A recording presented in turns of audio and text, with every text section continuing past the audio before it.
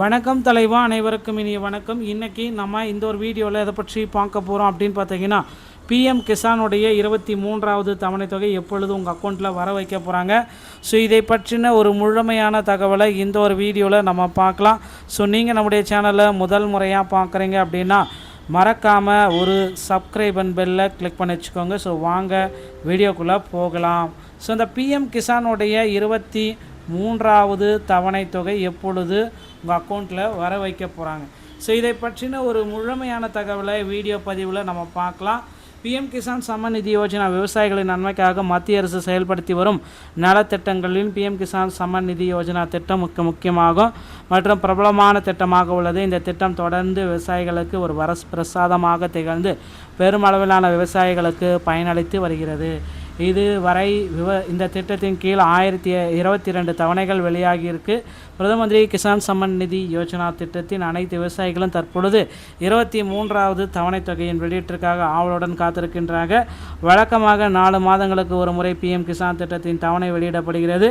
2000 என சம தவணைகளில் மொத்தம் 6000 ஆண்டுக்கு வழங்கப்படுகிறது. பிஎம் கிசானுடைய 23வது தவணை தொகை எப்பொழுது உங்கள் அக்கௌண்ட்டில் வர வைக்க போகிறாங்க அப்படின்றது தான் இப்போ கேள்விக்குறியாக இருக்குங்க. அது ஆகப்பட்டது ஆல்ரெடி மார்ச் மாதம் வர வைக்கப்பட்ட 22ஆம் தேதி, அப்படின்னா பார்த்தீங்கன்னா 6வது மாதம், அதாவது ஜூலை மாதம் முதல் வாரத்தில் இல்லைனா ஜூன் மாதம் இறுதி வாரத்தில் பிஎம் கிசானுடைய 23வது தவணை தொகை உங்கள் அக்கௌண்ட்டில் கண்டிப்பாக வர வைக்க போகிறாங்க.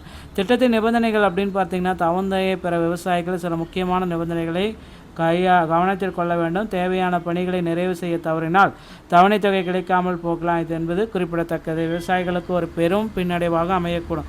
பிஎம் கிசான் திட்டத்தின் பிரத்யேகமாக சிறு மற்றும் குறு விவசாயிகளை இலக்காக கொண்டு வடிவமைக்கப்பட்டுள்ளது. சில குறிப்பிட்ட வகைகளின் கீழ் வரும் நபர்கள் இந்த திட்டத்திலிருந்து விலக்கப்படுவார்கள். ஒரு விவசாய குடும்பத்தைச் சேர்ந்த எவரேனும் ஒருவர் தற்பொழுது அரசு பணியில் இருந்தால் அல்லது அரசு பணியிலிருந்து ஓய்வு பெற்றிருந்தாலும் இந்த திட்டத்தின் கீழ் பயன்பட முடியாது. வருமான வரி செலுத்துவோர்களும் இந்த திட்டத்தில் பயன்பட முடியாது. நீங்கள் ஏதோ அரசியலமைப்பு பதவி, அதாவது நாடாளுமன்ற உறுப்பினர், சட்டமன்ற உறுப்பினர், மேயர் பதவி வைத்தாலோ இதை பயன்பட முடியாது. விவசாயிகள் தங்கள் தவணைகளை பெறுவதில் ஏதேனும் முட்டுக்கட்டை ஏற்பட்டிருந்தால் அந்த பிரச்சனையை தீர்க்க அதிகாரப்பூர்வ அறிவிப்பு நோயோ ஸ்டேட்டஸில் செக் பண்ணிவிட்டு உங்களுக்கு என்ன பிரச்சனை இருக்குது அப்படின்றத நீங்கள் செக் பண்ணிக்கலாம். உங்கள் ஏரியாவுடைய நோடல் அதிகாரிகளை பின்பற்றி இந்த பிஎம் கிசானுடைய தொகைகளை பெற்றுக்கொள்ளலாம்.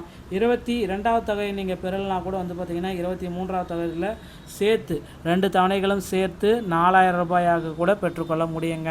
ஸோ விரைவில் பிஎம் கிசானுடைய தவணை தொகை வெளியிட போகிறாங்க. நீங்கள் உங்கள் அருகாமையில் இருக்கிற இகேஒய்சி மையத்தை அணுகி உங்களுடைய கேஒய்சி டாக்குமெண்ட் எல்லாமே கிளியராக வச்சுக்கோங்க. இந்த வீடியோ உங்களுக்கு பிடிச்சிருந்தால் நீங்கள் நம்முடைய சேனலோட இணைந்திருங்கள். மீண்டும் ஒரு நல்ல தகவலோடு நான் உங்களை சந்திக்கிறேன். நன்றி, வணக்கம், தேங்க்யூ.